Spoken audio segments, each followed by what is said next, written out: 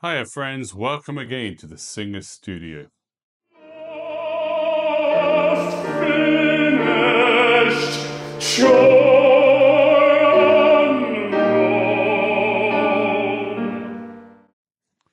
Hi there, welcome again to the Singer Studio. Got my dog Piggy with me today to help me demonstrate the point I'm going to make in today's video, and it's one of the most important aspects of our art. As you know, I've made several videos discussing the importance of words in our work. We've explored phrasing, musical shaping, and now we're going to turn to what I consider to be the most fundamental aspect of our artistic expression: language itself. We vocalize language as singers. We don't just make sounds. And it's one that my beautiful dog here can't engage with. She is so expressive. She can let me know exactly what she feels, can't you, Piggy? But she can't use words. She can't elucidate her feelings and her emotions through language. And because we can, we should take it so seriously. You'd love to, wouldn't you, Pigs? You'd love to be able to do that, but she can't. It's an age-old debate, words or music. Singers often lean towards one side, favouring either melody or text. For me, text is paramount. My aim is to tell the stories that inspire the music, to use melody as a vessel to illuminate the depth and meaning of words. As I have often said, the obvious can be too easily overlooked. We move through life on autopilot. We are a slave to our compulsions. Consider tying your shoelace. Do you think about the intricate motions involved, or do you simply do it? Unlike mundane tasks, singing is an art form, a meaningful endeavor. Yet because we use words so frequently, we often neglect the immense craftsmanship they require. Watch a film starring a great actor. Do they merely recite their lines without excessive articulation? Or do they extract every nuance from their words, using them as dramatic instruments? But what exactly is a word? How do we refine our ability to use them? Words are formed through four primary methods: prefixes, suffixes, conversion, and compounds. They consist of sounds, vowels, and consonants, which form the foundation of language.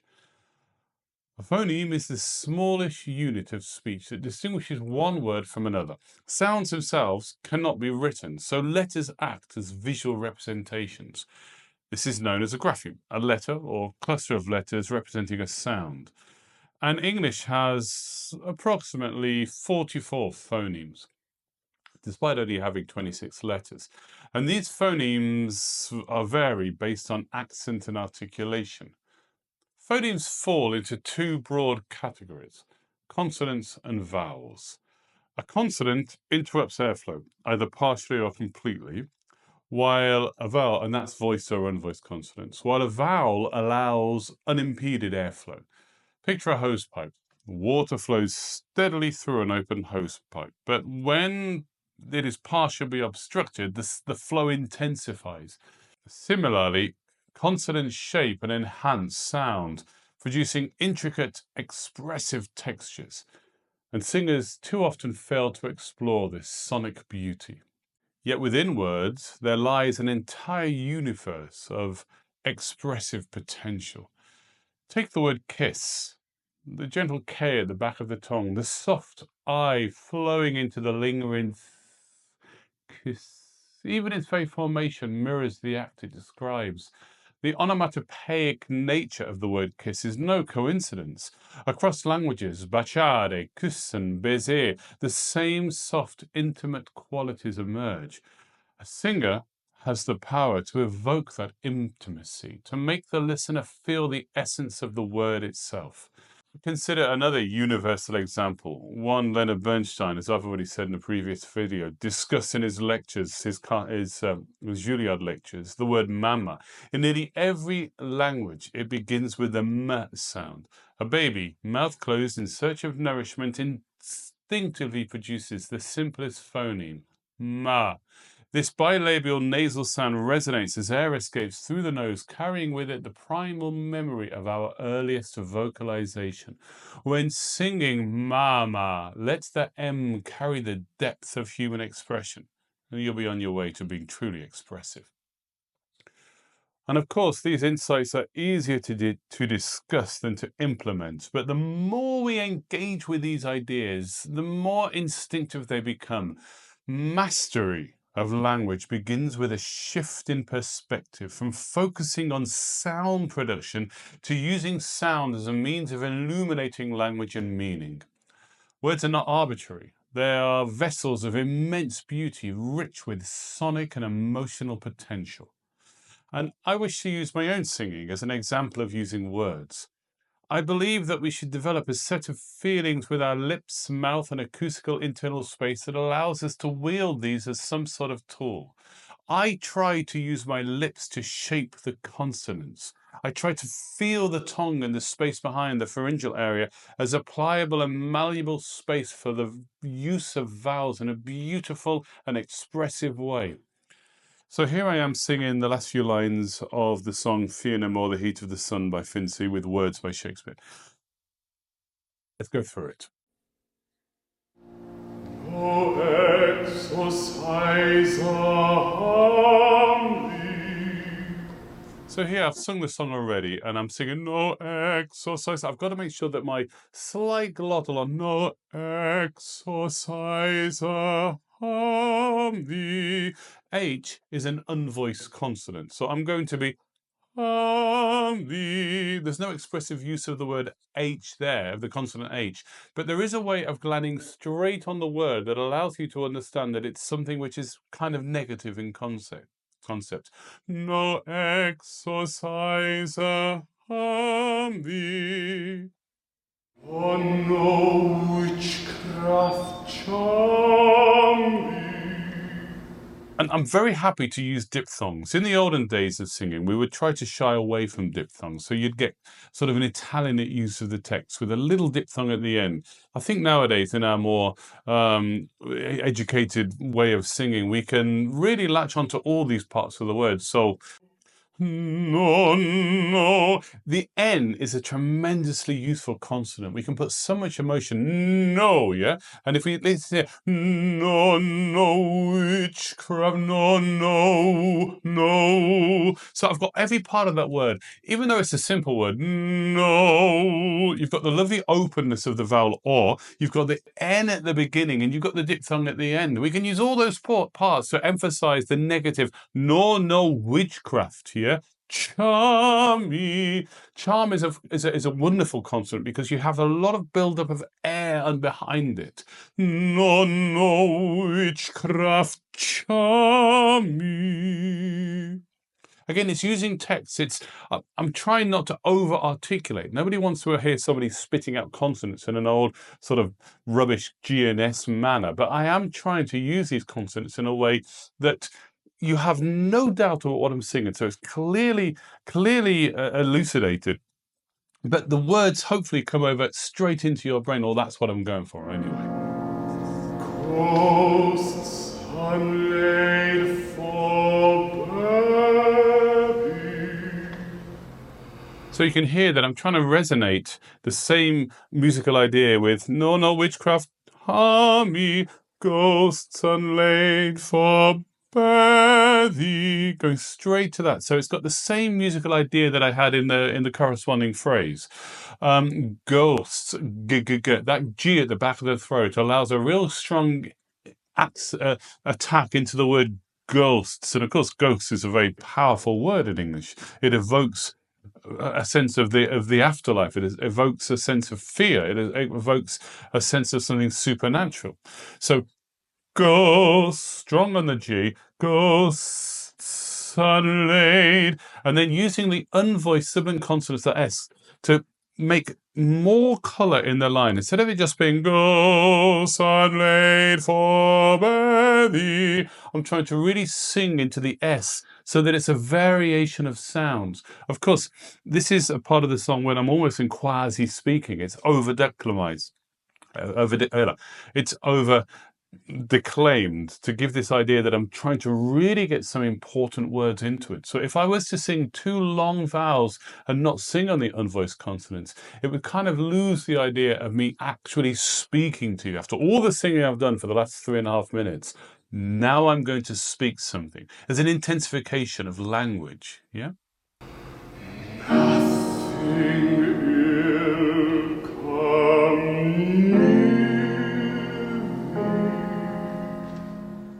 Of course, it's a real gift to have the word nothing.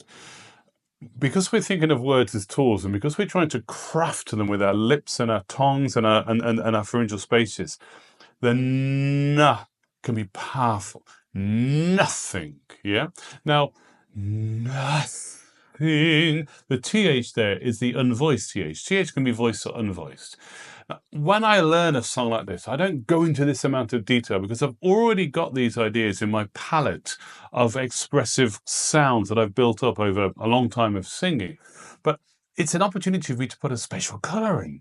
Nothing. Using the unvoiced TH nature of that word, nothing. And it allows us to make a really special colour. I hope that when I sang this is in a recital I gave a little while ago, that the audience didn't go there and go, oh, Mike's demonstrating his colour palette. That's not what I want. I'm just trying to elucidate the words. These are great words. They are written by probably the greatest writer of all time. So it's my intention to elucidate and bring the words to life using all these colours, yeah? But having the word nothing is a gift if you're willing to take it. And this is the point I'm constantly trying to make. We should see the music we sing as a series of opportunities to express, especially if it's truly great music. Like, this is a great song. I love singing this song. I've used the big part of this song for my introduction on all these videos, and I will change it soon if you're getting bored of it to have another introduction. But it's a great song, and it's a great opportunity. It should be a joy to sing a song like this. And all these text opportunities we should be grabbing hold of and using. Let's carry on.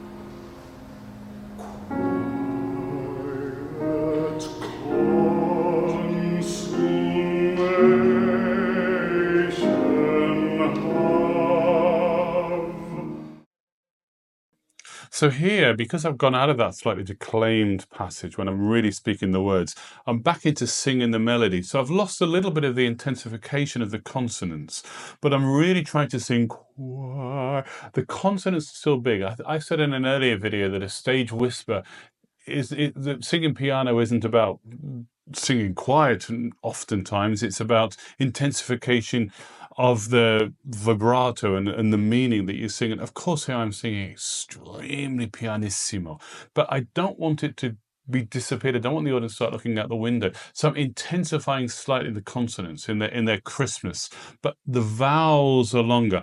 Quiet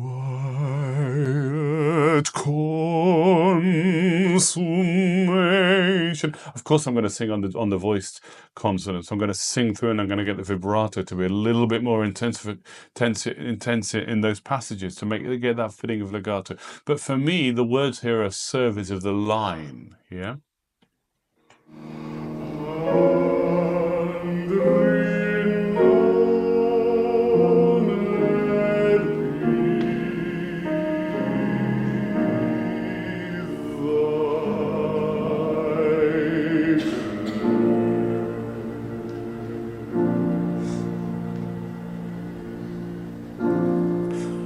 So I've got a video that I'm going to make when I'm going to be talking about the art of cadencing, about understanding how we go from phrase to phrase using harmonic endings, as it were, like, you know, the classic dee, dee, dee, dee. This is cadencing. I've sung the song. I've done my best. I've told the story, and I have a single line to bring everything together. So in a textual way, I'm textually cadencing. And renowned be thy grave. And I'm letting, hopefully, I'm trying to let the text speak for itself. And renowned be thy grave. Yeah, simple line, but it brings everything together. What I've said: fear no more, heed to the sun. Don't fear getting old. Don't worry about the passage of time. Don't be afraid that every day carries on. Accept everything, and hopefully, renowned be thy grave. So I'm trying to do not very much in this phrase. I'm trying to let the words speak for themselves. So I've taken out the intensification of the consonants. I've broadened the line with using long vowels and long diphthongs, etc.